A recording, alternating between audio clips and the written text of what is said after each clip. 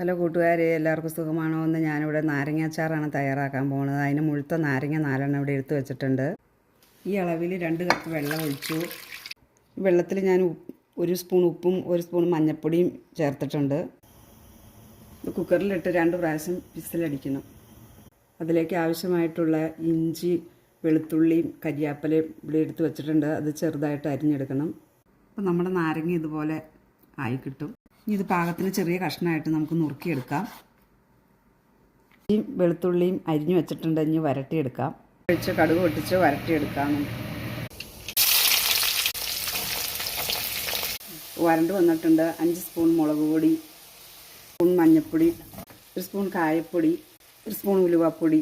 പൊടി വരണ്ട് വന്നിട്ടുണ്ട്. നമുക്ക് നാരങ്ങ ഇടാം. ഇതിലേക്ക് ആവശ്യത്തിന് ഉപ്പ് ചേർക്കാം. ഞാൻ ഇതിലേക്ക് 2 സ്പൂൺ പഞ്ചസാര ചേർക്കുന്നുണ്ട്. ആവശ്യത്തിന് വിനാഗിരി ഒഴിക്കാം. അച്ചാർ റെഡി.